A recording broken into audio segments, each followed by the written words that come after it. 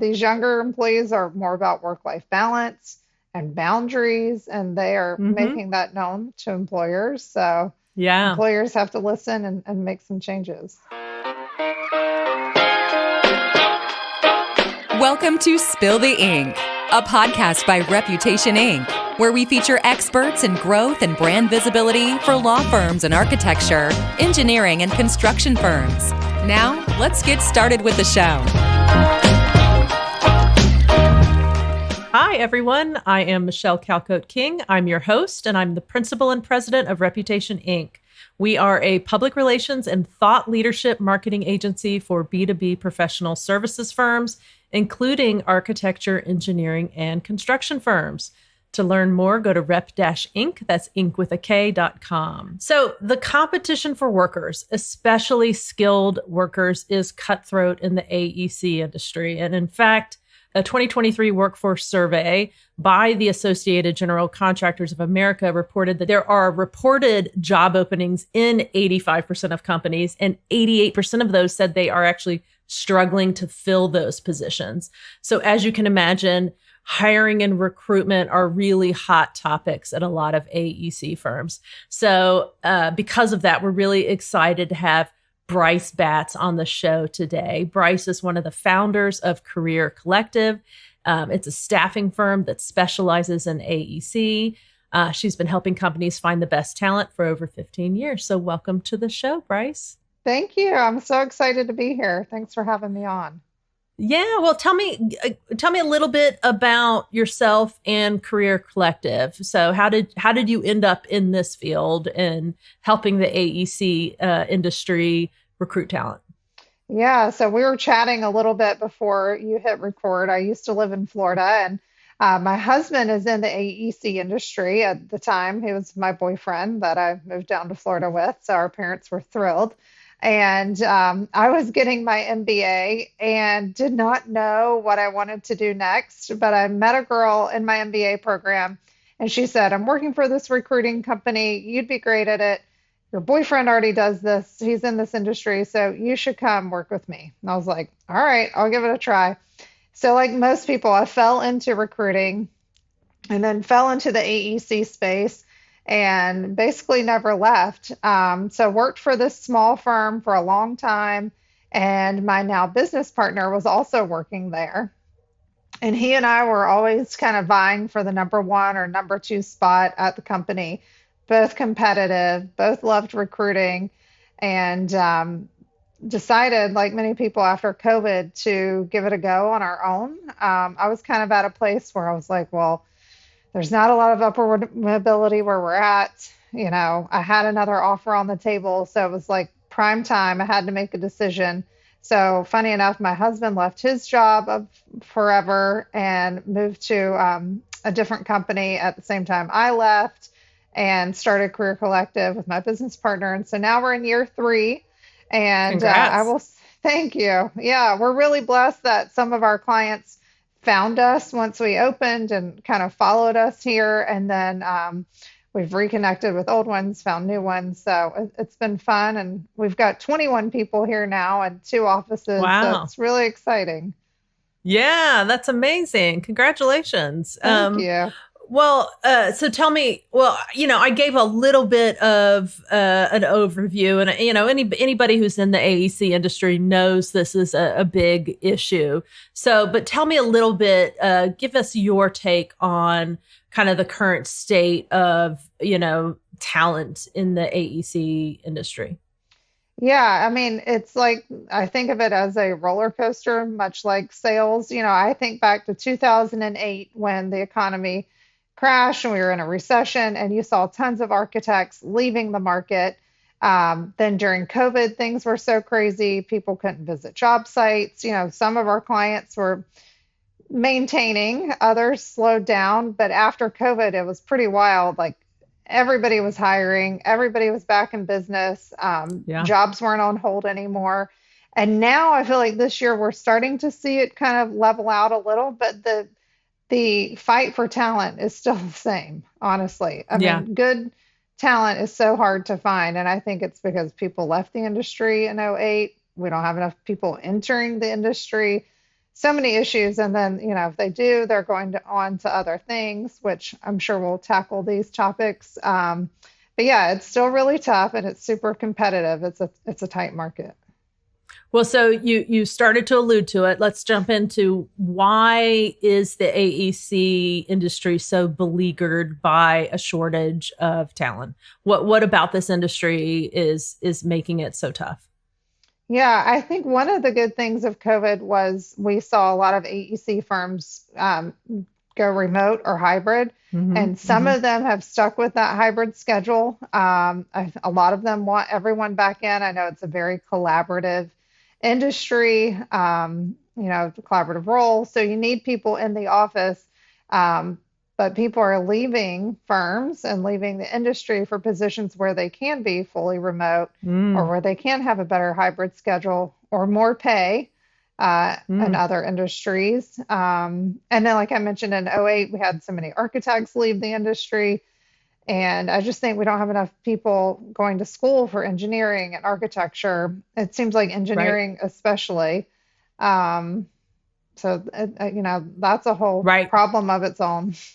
right. Yeah, it starts at the school level with people going into the field, and then Yeah. and then people retiring out of the career. Yeah, yeah, sort of that confluence of factors, all coming Hmm. together. Absolutely.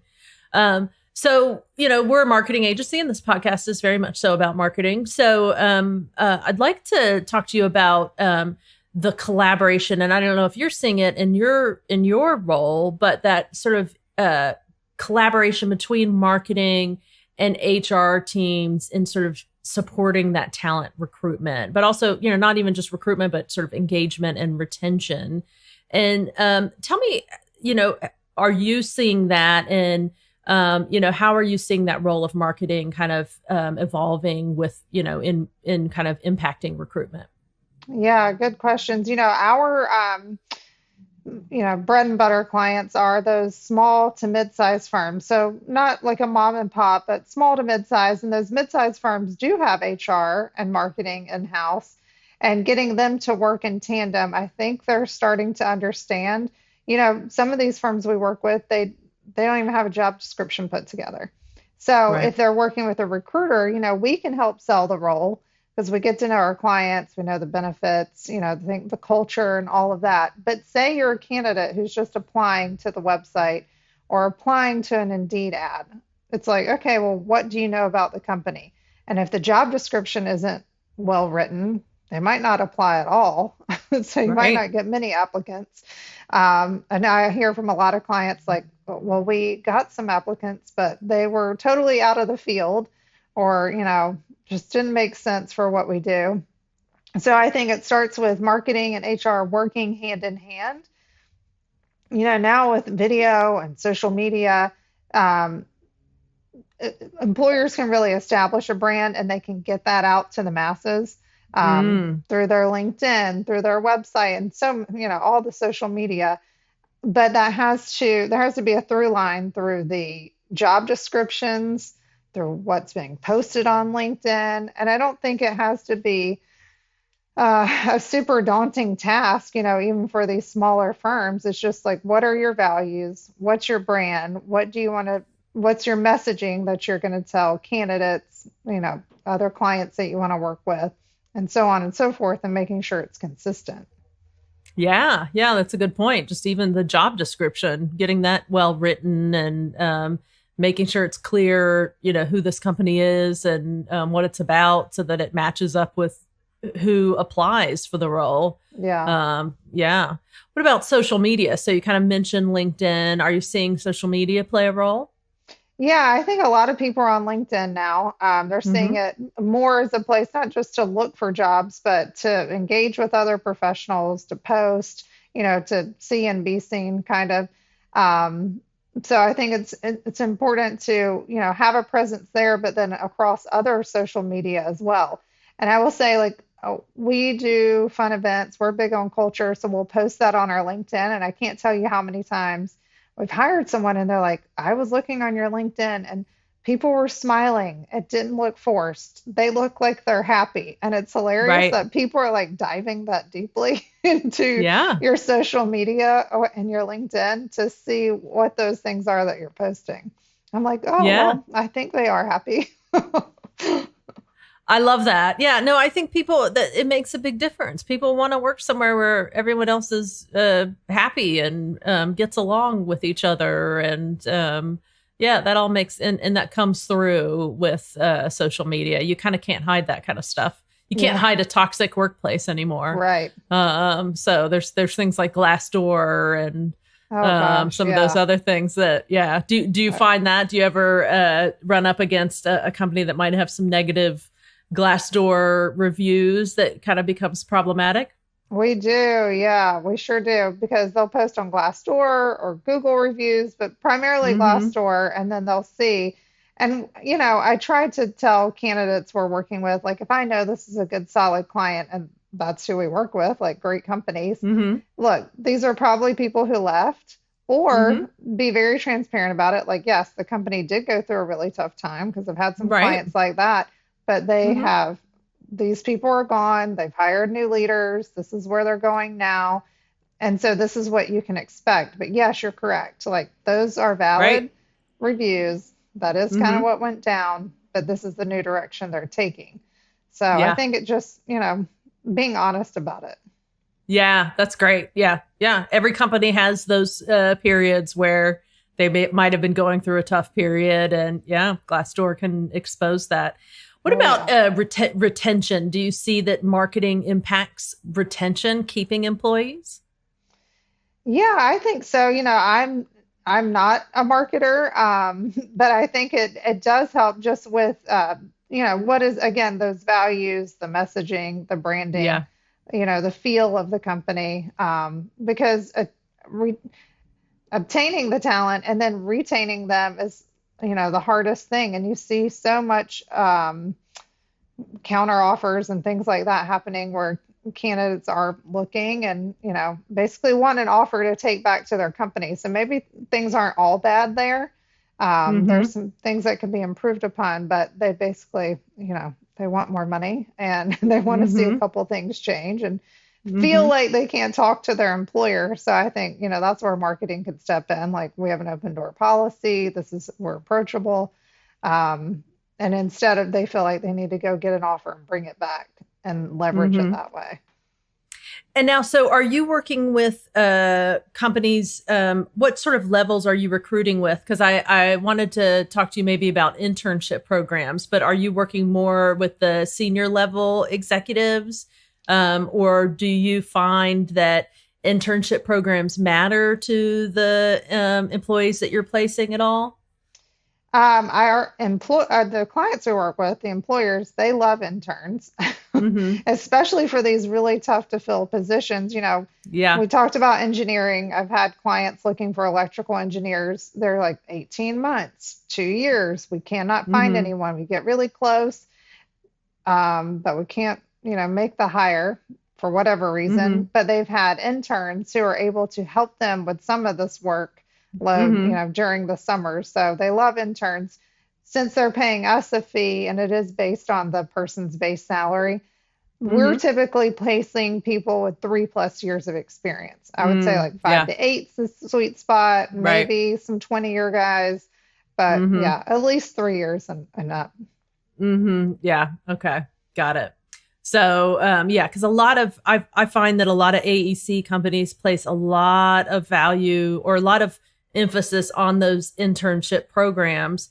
And then, but if they don't keep those people, then they've got to start looking at that level where you come into play. And yeah, then that becomes the really competitive area. So what are some of the misconceptions that you see among the talent kind of war in AEC? Are there any kind of misconceptions that you're having to debunk with either on the talent side or the employer side? Yeah, I mean, I think the younger generations, they think, well, employers think they're just going to stay a year, or they've got Mm, terrible job stability because they've had 3 jobs in 3 years. But Mm-hmm. I think, we have to change our mindset a little bit. We're no longer seeing people stay at a job for 20 years. I think if you Mm. see someone at a job for 3 or more years, it's like, oh, this is pretty good job stability. If they're there Mm-hmm. for 5 or 10, that's excellent. So I think it's just, thinking of it in terms of where we are at today and then being able to offer them a hybrid schedule. And I don't think that means they want to sit at home in their underwear and watch Mm-hmm. TV. Like, these younger employees are more about work-life balance and boundaries, and they are Mm-hmm. making that known to employers. So Yeah. employers have to listen and make some changes. Well, that's a great point you brought up. I'd love to talk to you about the generational differences.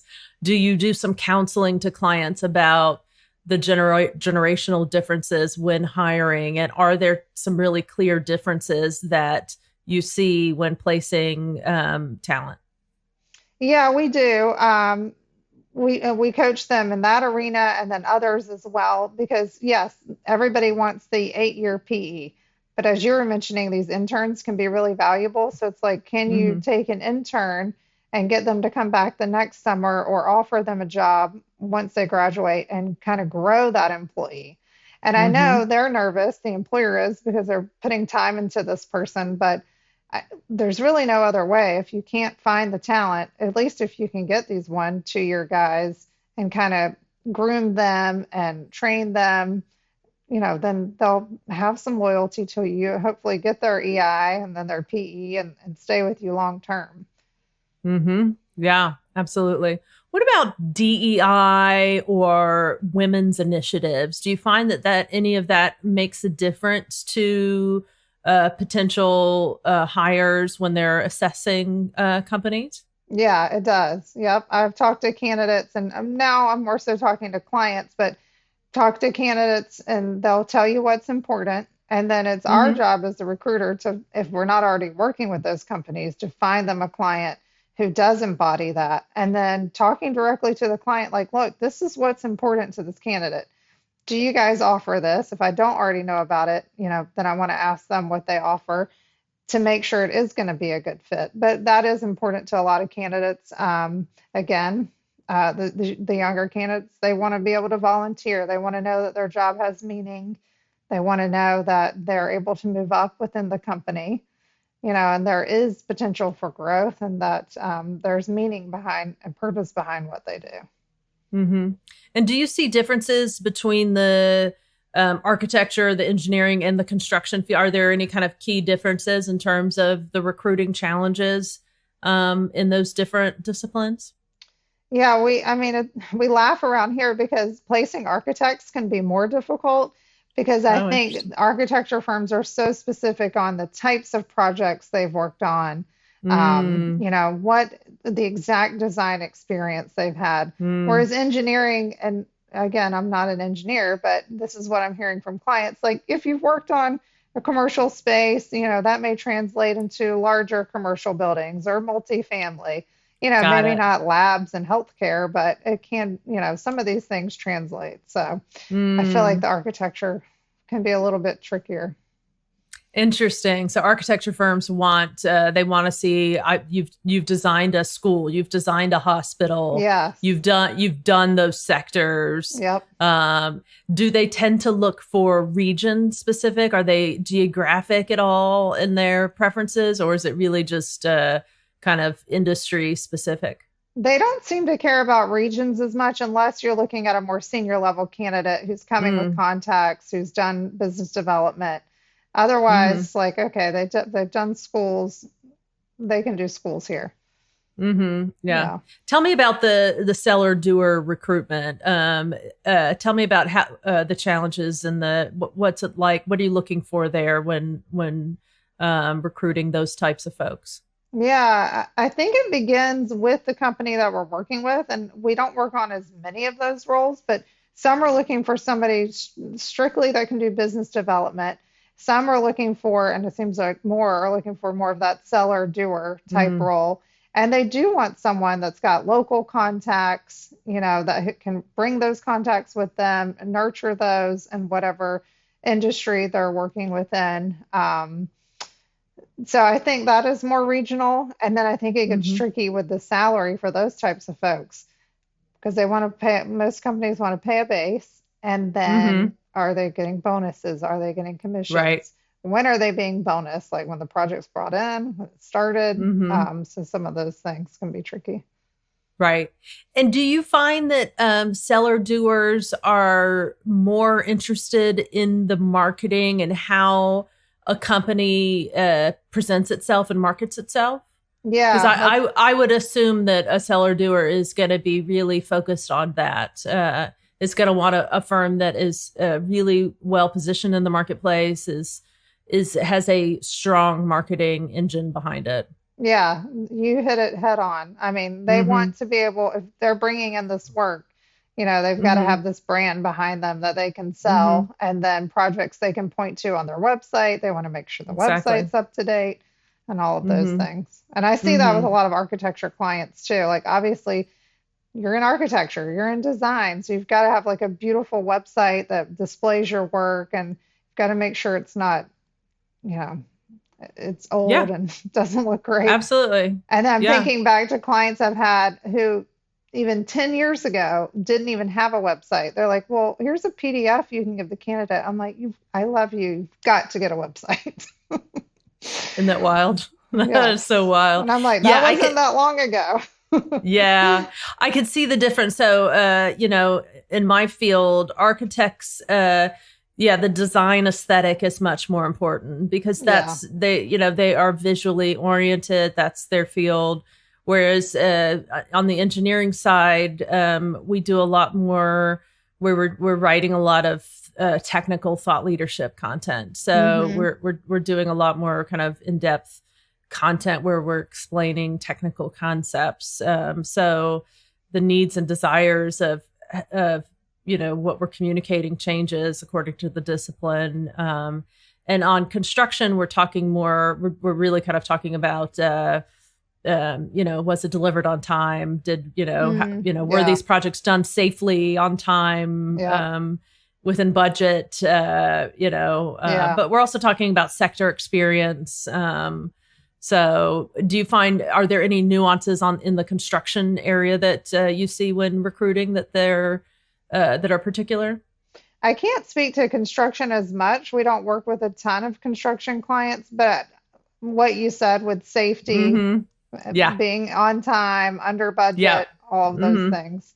Yeah. Yeah. And then I actually was talking with a woman here in Raleigh. She's got an AEC marketing company, and she was Mm-hmm. talking about all the things she does on the proposal side. Now, she's very niche in Mm. what she does, but I Yes. thought it was pretty cool to hear like how competitive it is at that stage of the Yes. game. And all the unique things she was doing just on the proposal side, and then with video as well, like going out in the field and interviewing these people, and including some of that. I'm like, gosh, you got to get really creative these days.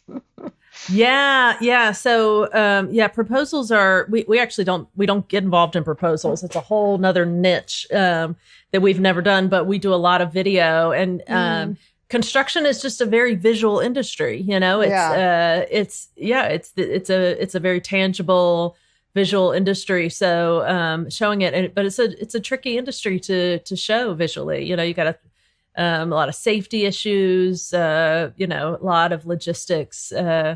To navigate to get in there. But yeah, a lot of companies are really doing innovative things where they're just kind of getting the people who are already on site, handing them iPhones and, getting the footage that way and doing some really cool that's stuff. cool. So yeah, yeah. I see a lot of companies doing great, showcasing their employees more and more through video, which I love to Hmm. see as well. So, do Yeah, it's you? kind of a peek Yeah, behind the scenes, which I think we all yeah, love seeing. Like, show us the real yeah. stuff. Absolutely, yeah, absolutely. Do you find that uh, um, is that process changing technologically as well in terms of the recruitment? Like, are companies asking potential employees to submit video and that kind of thing in the AEC industry as well, or because you're navigating the process for them, that's not happening? Yeah, I haven't seen that as much when they're working with us. Mm-hmm. I do think that will be something in the future to save them time. Just have them do Mm-hmm. a video interview, submit that. Mm-hmm. I have one client who actually, they're a mechanical contractor and they do a lot of that. I think it's Oh, Spark interesting. interviews. Yeah. Mm-hmm. Um, so I think that piece is changing for us personally, 10, 12, 15 years ago, I was picking up the phone. I was making a ton of calls every day. So I see that Mm-hmm. changing where now we have automated campaigns. We text a lot of candidates and clients. Obviously, we're still emailing them, but a lot of LinkedIn messaging. And then a lot of people want to jump on video. So maybe they'll get on Mm. a Teams call or something like that, which I always think I love phone because I think you can have a better conversation than you can through text. You can get a lot more Mm-hmm. information. Yeah. But even better, let's get you on a video call so you can see each other face to face. Yeah, absolutely. I completely agree. Yeah. How are you finding candidates? What's your method for that? Yeah, we have a pretty extensive database that we've built Mm. over the last few years. We get candidates through referrals, a lot of networking. Mm. We spend a lot of time on LinkedIn, so Mm. messaging people that way. And I know everybody gets a ton of messages in their LinkedIn inbox, trying to recruit them. But I think you have to enjoy the thrill of the hunt, like finding the Yes. candidate. Like back when Yeah. I was, just recruiting all the time, I remember I found an intern architect on Facebook and I was like, yes, I found this Yeah. person on Facebook. So they live everywhere, but I think it's just thinking outside the box, but obviously LinkedIn a lot. Yeah. I completely agree. You got to enjoy the thrill of it. I'm that way with business development. So you got to enjoy it. So, if there's one final lesson you could leave our listeners with on this topic, I'd love to let you to do so. Yeah, well, I'll speak from the recruiting point of view. Companies who are working with a recruiter really, invest some time on the front end.